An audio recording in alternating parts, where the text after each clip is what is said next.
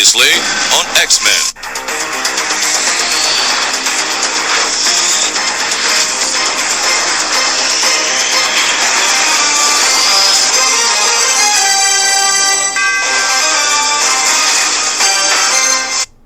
Hey guys, welcome back to Podtendo's recap of X-Men 97. We're still clipping along. We've just saw episode 7 this last week. We're a little bit shorter delayed. We're coming on the Saturday instead of the typical Thursday-Friday. Just the nature of our lives. That's what's going on. So I am your co-host, Mick, and I'm joined every episode by my lovely and talented co-host, Tyson. Well, I figured, since we kind of called everything really early, we're just gonna revel in the satisfaction of being correct. I mean, Tyson has been pretty dialed into this show and this plot and has kind of been able to sniff out the breadcrumbs pretty well. So, yeah, as we kind of talk about today, we'll recap the episode. We'll talk about what our favorite parts are. We'll talk about some of the fun scenes. We'll end with Tyson's Easter eggs, and then we have some X-Men rankings. So we're going to rank the top 5 mutants from this episode, and we're going to keep tabs on them. So when episode 10 comes around and we do our big kind of extravaganza and tear everything down and gush and talk about what we liked and loved and we look forward to in the future, we'll do a big recap then. But instead, we're just doing bureaucracy, just being bean counters and just counting up X-Men this week. So good episode 7. Happy thus far? I think so. Yeah. I'm enjoying it. I was kind of it was almost to a point where it's like, damn it, I kind of ruined a lot of this stuff for myself. So Okay. as much as it's like, oh, this is satisfying to be kind of note these things and see that is the way it went. It's like at the same time, it's like probably shouldn't have dug into all those things. Would have been nicer to just experience it. Sure, yeah, and like doing too much research off the bat definitely is going to bite you. And I did warn everyone, like take it as it is, enjoy it, watch it. So I apologize, and I'm sorry if that's been ruined, but it's still pretty good. And even people that are familiar with the comics and in the know, it's still making those people guess, right? So we'll get to that in a little bit as we talk about this. For sure. But I think we have to start off with our terrible, patented Podtendo plot summary. Episode 7, Brighteyes. Following the attack on Genosha, the X-Men, Barry Gambit, discuss the effects of the attack on the world politics, visit Ground Zero, and rescue Emma Frost. Rogue is on a rampage in search of Gyrick. Following the attack, she visits General Ross, interacts with Captain America, and finally finds him in Mexico City. After a failed mind probe, the X-Men find Rogue. They get a message from Trask to go to Madripoor. They find a hidden lab. Rogue kills Bolivar before he returns as a Prime Sentinel, who defeats the X-Men, but they are saved by Cable. Yes, very very cool. Because I mean, they are just especially that fight near the end. It's like, what a satisfying little thing. They really do handle the action well, I find. You know what? And that is one of the things that stands out. It's not just the storytelling of this series. It's not just the drama. It's not just the reintroduction. It is absolutely, like Tyson just said, it is the action. Every episode, from the Sentinel attack in the Sahara Desert from the first episode to Magneto holding the UN up in the skies, right, and soliloquizing, or I guess even the attack in the UN, to the Madeline Pryor, the Goblin Queen fights, right, to the attack in Genosha, to the end scene here against Prime Sentinel Bolivar, right? It's exceptional. It's top notch. It's some of the best TV that's probably going, right? Some of the best use of animation, and this is what animation can do, right? This is the heights that they're reaching, and they're doing a top notch, excellent job. Yes, yeah. Very, very impressed. I think that this is a solid little episode. Really does kind of, it's a solid step. Like, I think this is one of the times we're not going to mention pacing as being a kind of a little rush. I felt like this is spot on. Very, very satisfying. And I mean, but I guess we should kind of like, well, we'll get into it. Yeah. So the way we're going to do is we're going to talk about what our favorite part is. So let's do a big positive, that big discussion point. We will talk about all the scenes kind of individually, or at least if we have anything to say. And then we'll kind of end with if we do have a criticism before we kind of finish the recap. So starting off, though, what is your favorite part of this episode? Episode 7, Brighteyes. What was your favorite part? I just like how the stakes feel. Like they feel super raised. Yeah. They're talking like, okay, like how these Sentinel technology is way beyond our beams, and just one of them essentially just took down the entire team. And them even admitting, like Mick, you called that one early on, is them even admitting like, yeah, no, Magneto was right. We shouldn't have been so like relaxing about this thing. We need to be preparing for essentially a war that's coming. Because, yeah, and like that one scene where like the Bolivar's just essentially standing in Scott's blast and just like is just like, I think he just like even grabs him by the face at one point. And you're just like, oh my God, like that is like that blast kills 99% of things in this world. Knocks them down and like, incapacitates them. Yeah. So the fact that he can just withstand it, you're like, oh my God. Like, we're in trouble here. We're really in trouble as a team. So my favorite part's just how the stakes feel like, oh goodness, we are in trouble. So are you talking about just like that end battle with the Prime Sentinel and what that threat is, right? So that introduction of Rogue has this moment where she kills Bolivar. She's done something that is unheard of, right? That's a villain move. Superheroes don't kill, right? Batman doesn't kill. Superman doesn't kill. No one kills. We can't kill. And she decides just cold-blood murder, eliminate this man that's kind of been a threat, right? He was responsible for the Master Molds, the Sentinel programs, and he kind of was paid his respect. And you get that moment of Rogue being like, he just didn't, like, he deserved it. He killed my man. And then to have her getting sucker punched, the strongest X-Man being just laid out, right? Even Cyclops alludes to that. He's like, guys, he's no joke. He just took out with Rogue, our most powerful member, with one blast. Don't hold your punches, right? Like, get ready. Are you talking about like that scene specifically, kind of the stakes that are raised? Yes, okay. Yes. But it's like I feel like it's been kind of escalating up. Like the attack in Genosha was a huge escalation. So I feel like this whole like they're really ramping up this threat to our X-Men world really well, and I just can't wait to see where it's going, because I feel like we're in for a ride, and it's gonna be a long 3 weeks until we can kind of get satisfaction on this story arc. Yeah, so I think the next couple ones might hurt a little bit, them being a 3-parter, because they're gonna leave. You're gonna be like, I want more. This is terrible. Why am I reviewing this show every week? I should have just waited and not thought about it. Yeah. Yeah. No, but I'm enjoying this. I don't know how we do that. I don't know how we don't record next week or the following week and just do all of our shows after the 10th episode has been shown, but also upload them so that they're in time with episodes 8 and 9. I don't know how to do that. So if you know how to go to the future and like send stuff back in time, let me know. My favorite part though is just the introduction of the bad guy, the villain, Bastion, right? They did an amazing job of introducing him throughout the series, from Madeline's vision, from Gyric's brain in episode 1 to the picture in Forge's office in episode 2. They left clues all along the way, and they did just kind of an impeccable job. I think it was our 3rd podcast, right, that you were telling me about this Bastion guy. The internet was dialed in. They said, oh, this Bastion. He was actually shown. The people have gone back and watched the gala from episode 5. He's there. He's standing there, clear as day, in one of the scenes. Well, it's not clear as day, but he's moving along in kind of one of the longer zoom out shots, right? Still after the Genosha attack, though, we were sitting here saying Sinister or Apocalypse or Zorn, right? They had this villain, the reveal right in our face the whole time, and it kind of got past the internet a little bit, right? People are still not being able to dial in what the theories are, right? We don't have the big overarching guy that's dialing in, calling every shot. They are keeping us guessing, and that's pretty incredible storytelling that you're able to kind of leave this layered Easter egg trail for us to follow, right? Give us a trail of breadcrumbs, and then we're shocked by the time we get to the end. They're doing an awesome, excellent job with this and just the expectations, and they're killing it. It's incredible. Yeah, super interesting call to be, because the X-Men is pretty well known, so to like pick a villain that's really kind of niche, but not really niche, is such an interesting choice. Like, it's like, I don't know if they like went through back and they were like, this is a really not popular time, but it's actually a really solid plot time in the comics. And they were, I don't know what they were thinking, was a sweet call on it. Like, I don't know who or what you watch in terms of X-Men extra content. I have a couple podcasts as well as like 1 or 2 YouTube shows that I've been kind of following, and like they're the big ones, like Screen Rants or Screen Crush or something. These guys are like millions of views, right? So I'm not the only person doing it, but even them, all these guys that have grown up with X-Men, that love X-Men, are like, I don't really know much about this comic period. Like, I kind of fell off a little bit during this, so I'd have to go back, and now I'm trying to catch up after the fact. And it's odd that you're right. They almost took the dip in popularity after the animated series, and like, this is where we're going to focus our storytelling, because not a lot of people know about this, right? And we're going to make it super rewarding and catch everybody up so that we're ready to go forward. Yeah.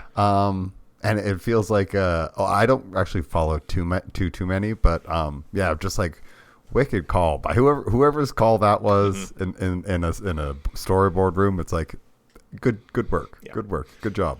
Very, very nice. So I think it's adding a lot of value to the show.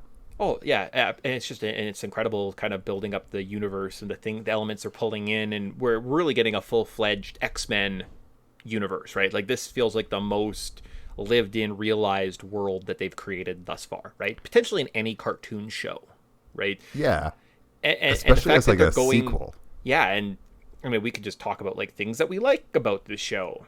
There hasn't been a Wolverine episode. Wolverine's been in has had 4 lines. He's been kind of goofy. He's been on the back burner. He was the X-Men at one point, right? Following the Fox run of movies, we saw Wolverine in the X-Men. Hell, he ran the X-Men in a cartoon series. Hugh Jackman was in every movie, right? We had Wolverine down our throats, and the fact that they could sit back and say, no. He is our ace in the hole. He is our Spider-Man, our Batman, our Omega level popular character. Let's build up the other guys, though. These other guys are just as interesting, and the fact they are doing those things continuously is just elite, big-time, heads-up play. Whoever's running this project, like the showrunner, I know he was let go due to, I don't know. Reasons. He did something. He said something. He touched someone. I don't know, right? Supposedly the rumor is he has an OnlyFans. And Disney OnlyFans. Oh my God, are you serious? He's showing off his big dick, and you're not gonna let him do that? Come on, let's let the man see his giant dick if that's what he wants to do, or whatever OnlyFans he does, right? Whatever his content is. I wouldn't be surprised based on the popularity of this. Similar like the James Gunn release, right, from some dead baby jokes from like 20 years ago. I wouldn't be surprised if because of the popularity, if we see someone like that get brought back into the fold, right? So, and if it is up standing, and it's just kind of like you're naked one time on the internet, I hope Disney kind of oversees that, and hopefully it's nothing worse, right? I don't want to sit here and be like, oh, he was a convicted jerk to work with, sex offender, and I'm like, they should give this guy a job back. As far as based on the rumors that Tyson has told me, he's probably okay. So yeah. Well, and I mean, it's I feel like that's something that people move past. Like, I mean, but the world's finicky about that kind of stuff. I know, Judge, do whatever the frick you want as long as you're not hurting nobody. And if he wasn't the deciding factor in these decisions, I don't care if you come back. Whoever's making the decisions, just keep that guy going. If it's like Feige or something, Kevin Feige's like running this. God damn, that guy does nice works, right? So, and I know X-Men is one of his pet projects, so I wouldn't be surprised if we see like the Feige fingers in this. And so far, 100%, killing it. Yeah. And I think that it's given me hope for what they can build on. Mm-hmm. Especially considering that this is a sequel. So this is technically we had our original run. This is a sequel to those original shows. It's being faithful to that, but it's expanding the universe in such an awesome way, in such a fast way, where you're just like, give me more. I need more. I need more X-Men in my life. I missed this stuff for so long. So it's I think that it's doing exactly what it needs to do. And I'm so satisfied after 7 episodes in, and we know we're going into the big kind of ramp up the last three-parter. I almost feel like I can't be disappointed.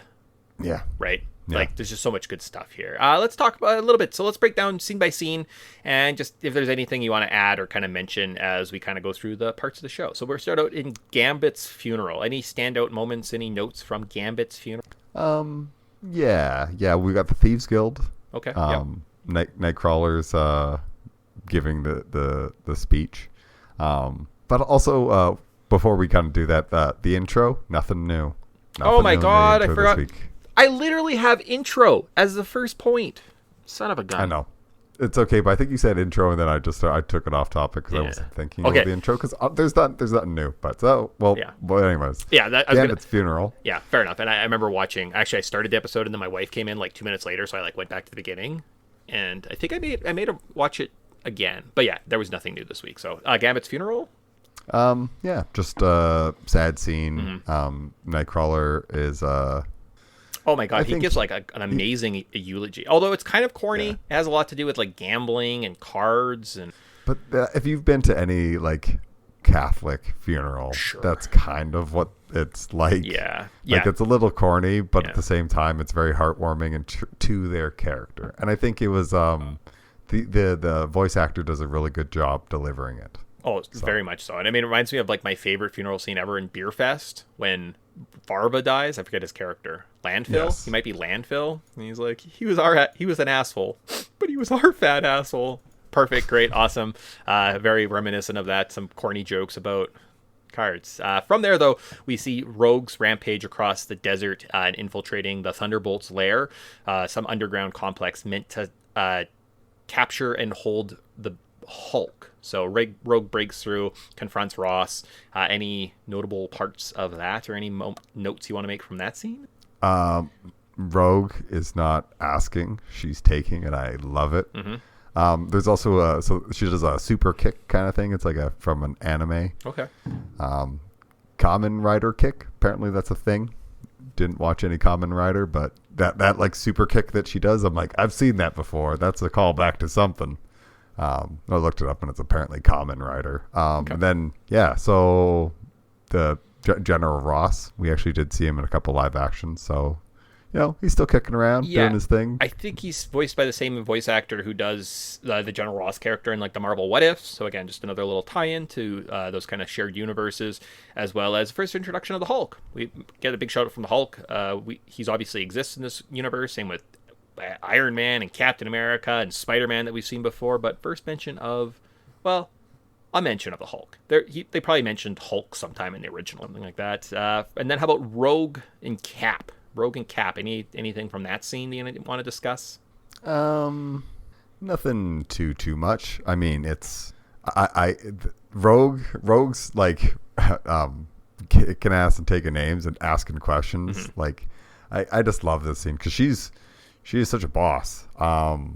And I just kept waiting for her to drop like some F-bombs at some points because she's just like being so badass right now. And then just like, oh, if you're just going to sit idly by, I'm just going to whip your shield into a mountain, Cap. See you later. Yeah, it's pretty funny. I kind of flies off. I was like, God, Rogue, you're so cool. No, it's great. They demoralize Cap a little bit. This Captain America is a bit more of kind of like the nerd cop from the 90s 2000 runs of comics, right before kind of the Chris Evans took over, and he was kind of cool, and like the Civil War he became kind of more of a hero. He was always kind of a loser, and they play that up really well. They do allude to the team, right? So potentially Avengers crossover or something like that. And at this point, the world is so familiar with the Avengers, I feel like you could just throw Captain America, Hulk, and Iron Man into any part of the show and be like, yes, that makes sense, right? We actually did see the Avengers back in the One Man's Worth episode. So if you go back to the old cartoon and watch that, the X-Men and mutants, or the Avengers and the mutants, actually do have a fight with the Avengers in that series. So we see Captain America, we see Giant Man. So maybe an allusion to that series. It's kind of in vain, right? We see Nimrod, we see Magneto running the X-Men. Interesting. Yes. Cool. How about Cyclops? The president, I don't know. Does Cyclops' visor around his neck do anything for you? I thought I was wearing headphones. Yeah, okay. I thought I was wearing headphones. Okay. Jubilee gets Diego DaCosta to come out to his mom. Pretty stand. Like it was I accept. Of course, I love you. We just can't let the shareholders know you're a mutant. Yeah, cool, great. Yeah.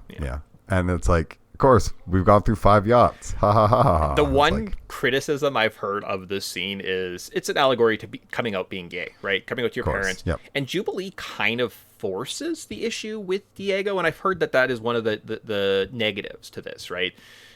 You shouldn't just come out because like you're afraid your parents find out that you were killed in a gay nightclub. Probably not like the exact message they were going for. Like I kind of get what they were saying, right? And I think she, like her line is I don't want like my parents burying a stranger, being like just be true to who you are. And like that is I think a stronger argument is she's not saying like you should do this. It's like, hey, you should live your life the true you, and you shouldn't have to hide as you are.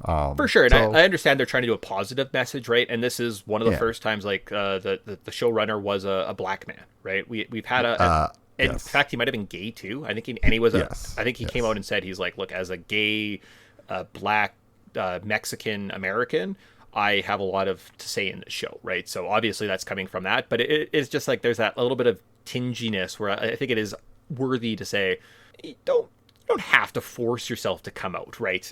That's I've heard that criticism, and I was like, that is noted and valid, and that's something it should be your decision to choose when you do that. I get, but also the show moves at lightning pace, so Diego doesn't get that opportunity. Jubilee has to kind of push him along because we only have so much time. Next part and is, unfortunately, it's not like one of those things where we've been able to build to it because it's so fast paced. Every time it's like we kind of have to just keep hammering this point. Yeah. Every time he's on screen. After we were in that video game, I sucked your dick really good. You owe me this. And he's like, yeah, okay, fair enough. Sure, okay. All right, so good job, Jubilee. You've got some abilities, apparently. How about Rogues / Gyrick / kind of Bastion Mind Probe? Anything from that little scene you want to talk about? It's a pretty fancy jail. The OZT, I think it's mentioned here, or maybe that's mentioned in Caps when Rogues with Cap, but she keeps coming across this organization, OZT. I'll mention that in Easter eggs. Okay. Yeah, for sure. Yeah, the one thing I would like to mention there, just Easter eggs, things to look forward, think about going, is when Rogue does go to Pride Gyrick's mind, we see a flash of something purple, Nimrod's face pops up, and then it's hours later she's found unconscious in the streets and something happened. Huh. Yeah. I wonder wonder what happened during that time and if it'll come up again in the future. Okay, interesting. How about the secret vending machine lair? Kind of funny. Yeah. It's like, why is the UN holding secret sentinels? Geez, I wonder, guys. I wonder. Yeah, very creepy room. It was kind of neat to go through. Rewatching it last night, actually, with the subtitles on, you can hear Gyrick soliloquizing while he's out on the ledge while they're walking through the lab and talking, right? So there are some quiet moments, and like the subtitles does pick up what he's saying.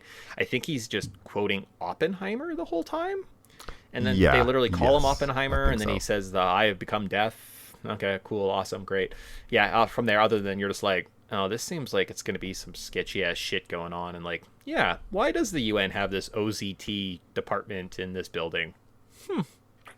Yep. Geez, I think they even get more a little heavy-handed with this stuff because it's like we're probably going to find out real quick, and it's not going to be good. Well, and like there's so many more moving parts. Like we'll talk about going on in the future and just like strings to pull. Yeah, sure. From there we have the Prime Sentinel fight. I thought that landed pretty well, right? Seeing him take out Rogue right away. Could you argue that Rogue is comparable in strength? Potentially, right? It was a complete out-of-the-blue sucker punch that eliminated Rogue. So you could argue that maybe Rogue, on her guard, knowing that it was coming, would have the strength and ability to kind of absorb the attack, defend herself more. So we still don't quite know power levels exactly, and I like that. I like that they kind of took out the strongest guy with a cheap shot. And, I mean, we saw Jean, outside of, like, one misstep, go toe-to-toe with them for several seconds, right? So they're not impossible to kill, but like Tyson said, the stakes are quite high. These are very formidable foes. So yes, but it sounds like they might need to do more training as a team. Yeah, because it seems like you're gonna need more than one, because I feel like they kind of were fighting not really in tandem. I think the only people who fought in tandem was Wolverine and somebody, and Beast. Yeah, like those two aren't really the strongest. If I was to pick like two of the worst X-Men out of the group that was there to fight together, oh yeah, Wolverine and Beast. I'm like, that's like the worst pairing. So sure. Yeah, it's like two guys who are athletic. Yes. Sure. And okay, cool. How about Cable showing up? So Cable's introduction, his interaction with Jean, Cyclops, and just kind of getting that moment of saying like, you guys have to step up. If you don't do something here, something terrible is going to happen. Yeah, it's going to get really bad. But it's cool that Cable just shows up, takes him out with an EMP. It's the fastest way to take these things out is with an EMP. Of course, yeah. So it's like, yes, good to know. Good to know. Hey, Beast, take notes of these things. Maybe give us lots of these. We should find an inventor. If only we had a genius inventor on our side. If only. Whose only limitation was his imagination. Only. And then the final two scenes is we see Sinister, introduction, I guess, of Bastion, and them just kind of discussing plots. We get kind of Bastion making some comments about, you guys have been trying to take down the X-Men since 92. You failed. I've evolved. And they discover Xavier is still, apparently it was a mystery. They actually did believe Professor Xavier was dead, right? So it was a great lie that he was telling, but he has also been sharing a great lie. Anything interesting with that scene? Well, I like the whole Sinister calling him out, and I feel like these two are working for somebody. It does, but I can't. I can't quite put my finger on it. And there's lots of futuristic tech. Yeah, it is. Although I don't know, he came from the future. Yeah, I don't know. We'll see. I would love it to not be Apocalypse and be something else, but probably something future-y. And then finally, Bastion has a final scene where he plays a flying purple people eater while shaving Magneto's plan and saying, "Just sit back and relax." So we do get the confirmation that Magneto wasn't killed during the attack in Genosha, and he's part of Bastion's plans for some reason, and he's going to be probably some type of working cog against the X-Men, right? So yeah. Well, I feel like is he trying to make Sentinels out of mutants now? I mean, only if he was able to knock out an X-Man for some time in Mexico City, and then maybe like implant something in Magneto at some point, and that's probably what's happening. So but yeah, that's a pretty good. I ended up with being like, well, son of a bitch. Like I kind of saw a few of these comings, and also it explains why they're only having a Gambit funeral. Yes, and they're all mourning just Gambit. Oh yeah, because there's hope that we didn't find Magneto's body. Maybe he's still out there. Yeah, so obviously they're looking through the rubble and they're still trying to find survivors, right? So do you have a least favorite part of this episode? Yeah, the no new change in the intro. What's that about, guys? Come on now. You've set the expectation of every episode now. There's been something new, and now there's no new. Where's my new thing? I mean, for myself, I'm also going to just pick something weak and intangible and say, I don't know. I'm loving this. I'm thinking they're doing an excellent job. The Sentinels it's one of those funny things. They were introduced in that first season and they were completely nerfed. So for 4 episodes or for 4 seasons of the animated series and most of comic books, the Sentinels were always just kind of a joke. Yeah, there was that one dark future with the Sentinels, but they were never really a threat. So it's nice that they're kind of brought back into the mix. Is that a negative? No. So I don't really have a negative. I'm like, that's good. Negative. No. Why don't I run through some of my Easter eggs while you think of a negative? Honestly, depending how the season go, if Madeline Pryor ends up not coming back, I think that's kind of what was the point of episode 3? Yeah. Right? That would be my maybe greatest criticism, is the fact that it does look like this is not reversible through time. Although, we'll talk about, maybe we'll do a little bit of a future casting at some point before we're kind of done today. But yeah, just like Cable is very invested in saving Madeline. So I'm just interested to see like where they go with that, and if she does die, I guess episode 3 was built up so that she could die 2 episodes later. Sure, all right, cool. Yeah. Build up this wicked awesome character, only to be like, psych, now you don't get her anymore. It's like, so obviously why? A good episode of television if we're left without being able to say anything bad about it. So let's go through Easter eggs, then we'll talk maybe some future casting, and then rank some mutants. So what kind of Easter eggs did we have this week? Nothing in the opening. Thieves Guild at the funeral. I already mentioned Rogue's kick. General Ross, the Hulk reference. There's the Amelia Vaught. She's one of sure, one of the acolytes from Asteroid M. Yes. Yep. Trish and Beast again, having a little tiff, and she says some pretty questionable things about like, oh, maybe we just need tolerance. It's like, look what tolerance got us. The just Captain America showing up, the OZT, I'll mention that last because I think that's more interesting. There's Strong Guy kicking around. I didn't pause and try to pick out every people in the background. Emma Frost diamond form, apparently that's it's a pretty weak Easter egg list this week. Bastion, essentially, he's Nimrod keeps showing up. The Pingo Docho drink, the Diet Pingo. Oh, yeah, sure. That showed up in other MCU stuff. I was like, that was from like the Incredible Hulk, Edward Norton's. That's like the drink that Stan Lee dies from in that episode, or in that movie, I think. Oh, yeah. Got you. Yeah, there was a couple in Magicor where like lots of the Easter egg lists, some of the ones I've watched online, they're like, oh yeah, there was this and that, and this company, and lots of ties to the MCU, right? Like I think Horizons is the guard company that's guarding the UN building, and that's like the building that Scott Lang in Ant-Man robs from. Oh, okay. Yeah, right. So it's like little stuff like that, right? And it's all sprinkling. Yeah, yeah. There's like a Stark Industry board, and there's like and yeah, I think this is Hammer here. We already mentioned the Oppenheimer references, and then just Morph quickly turns into Quicksilver, which is awesome because you're like, hey, I like this. I like seeing me some Quicksilver. Maybe that actually might be my least favorite part is the morph scenes where just like Lady Deathstrike runs out and you're like, oh shit, Lady Deathstrike and the Marauders are here. No, it's just morph. But like this one, as soon as Quicksilver showed up, I was like, holy fuck, we're getting the X-Men or like the Avengers right now. I was like, are you fucking kidding me? Because I was thinking like Quicksilver's going to come in and also we're going to see a shield hit the Sentinel and all of a sudden the Avengers and the X-Men are be sitting together. And I was like, no, just morph. Oh, okay. Yep. Cool. It's always just. I think they're building that up to drip feed us. Yeah. But yeah, it's like, just give us it. I want more of this content. I want season 3 already. Yeah. Cool. So going back to OZT, Operation Zero Tolerance. I mentioned that before. It's the comic book run where Bastion's from. So there you go. That's my last Easter egg. Awesome. Hopefully, it's like kind of a weaker week for this, but I think that it was mostly just plot moving stuff forward. So who needs Easter eggs when we get a juicy episode like this? Yeah, solid. Sweet. So that kind of wraps that up. Future casting. So just if we want to do some predictions, something that we're looking forward to, something that we think's going to happen, do you have... Mine was just going to be more of like we're outlining. They've done such a great job of tying everything together. Obviously, Storm's going to come back and she's going to introduce Forge, and Forge already has a relationship with Bastion, as we saw from his message board, right? Like they have some type of interest. They helped kind of build the mutant restraint collars. Bishop is a weird character that just kind of disappeared that people seem to have forgot about, and I'm like, I feel like we need to know, like, and now Cable's back, but we don't have Bishop, and like, what's Bishop up to?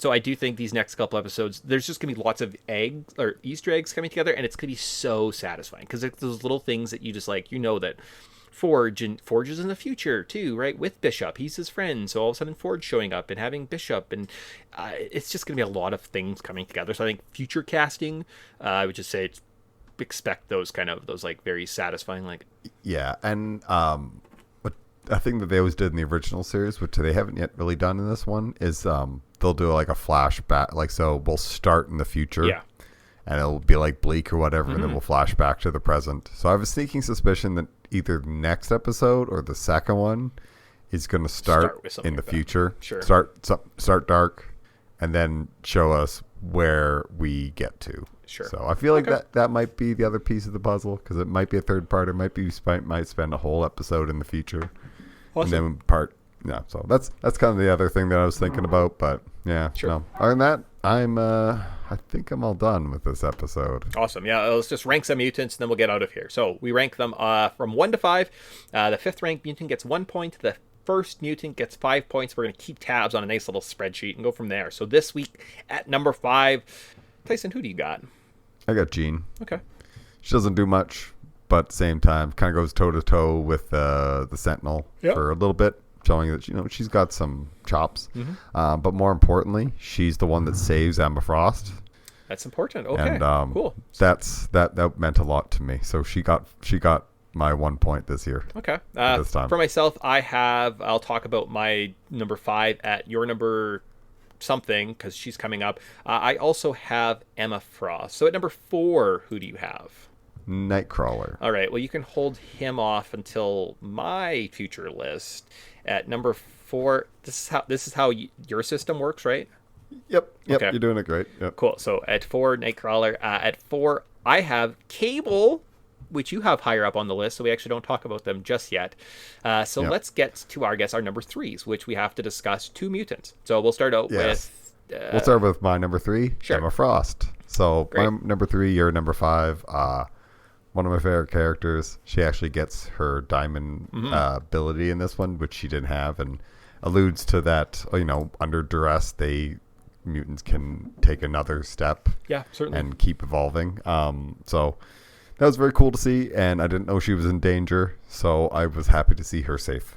that was I thought she was okay. Yeah. But apparently everybody in that whole other section that we thought was okay did not make it, because didn't also mention the Callisto's definitely dead. So well, Callisto and Leech. Yeah, I guess they have her body, so yeah, it's probably pretty confirmed. Same with like a Madeline Pryor or something, because we saw them laying down, so we just have to assume that they are deceased. Yeah, for myself, seeing Emma Frost's diamond form and just kind of introducing that other aspect of the character. Not only that, but the secondary mutation is the first time we've mentioned that. I think that's actually where her secondary mutation comes from. The crystal form was from the attack on the Genosha in the comics, so they're following that storyline.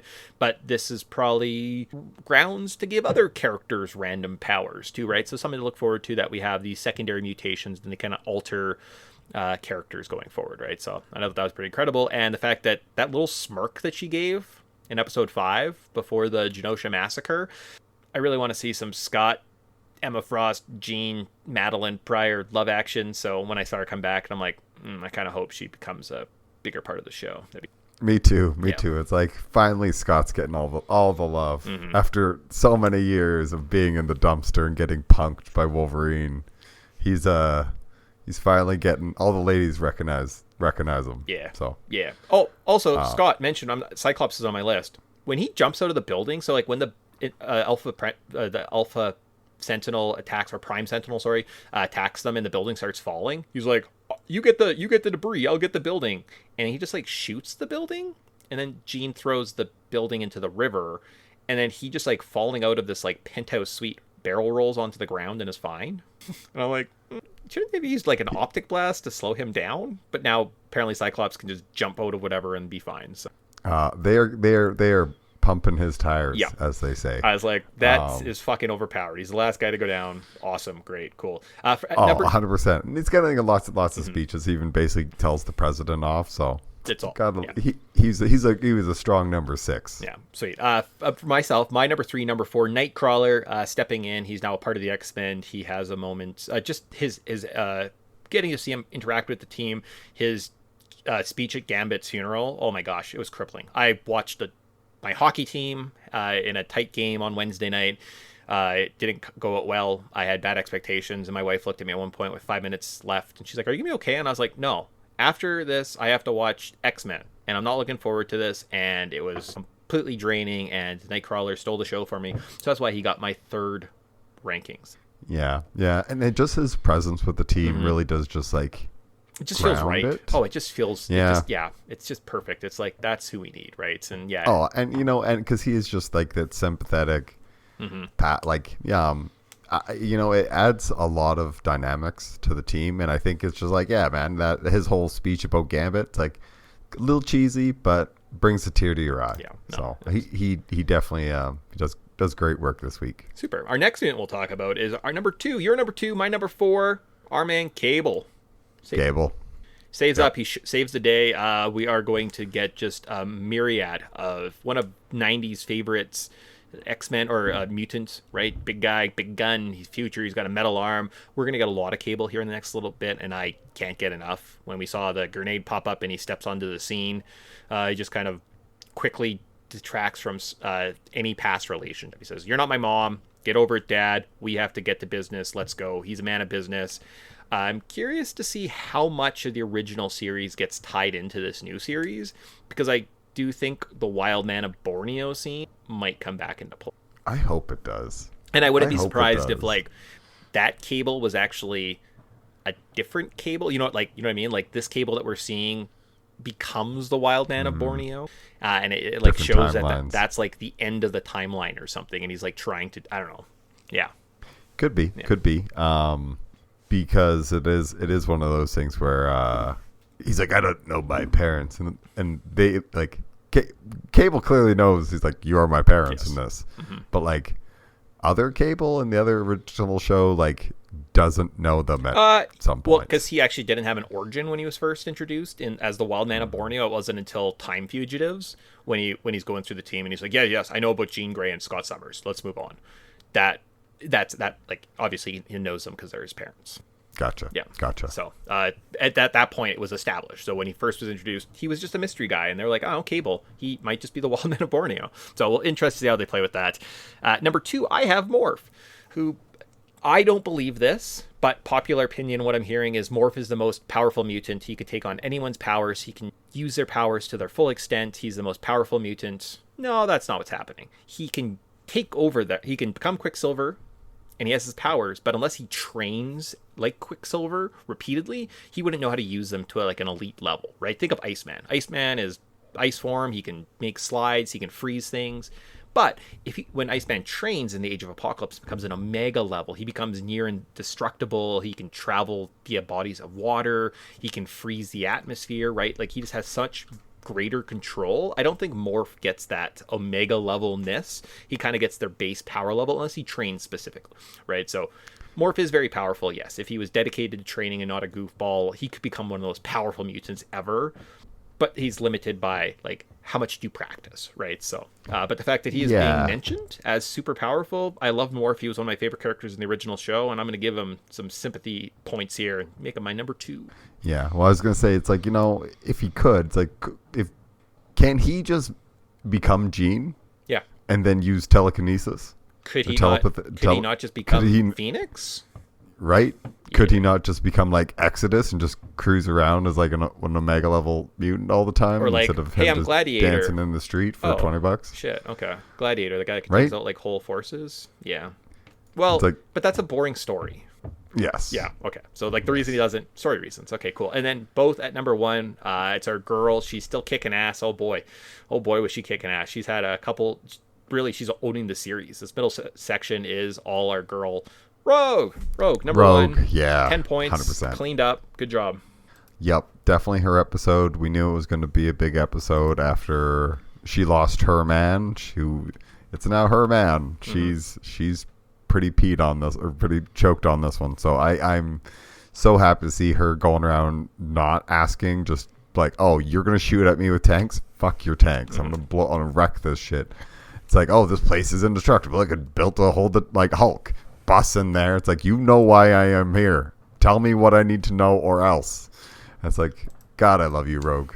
Like, something about a determined woman on a vengeful streak. It's just like, this might be one of my favorite episodes so far. So, and like, speaking of that, like, think of how many excellent episodes we've had of the X-Men, right? And yeah, I agree. This one stands out above the pack for the most part, and it's exceptional. So they're doing great work, continued great work, and looking forward to these next 3 weeks. 100%. Cool. It's got a lot to look forward to. Can't wait to see there. Except for next week, next 2 weeks we're gonna be very sad. It's like, why don't we have all of them? Yeah, it's gonna be just that little bit unsatisfying. So a little unsatisfying. Hopefully they tie it in. So 3 weeks, it's worth it, right? So go from there. And I think from this we're just gonna say bye, guys, and see you guys next week. Maybe earlier, maybe later. We don't know. Yeah, we'll see you. Okay. Bye. Bye.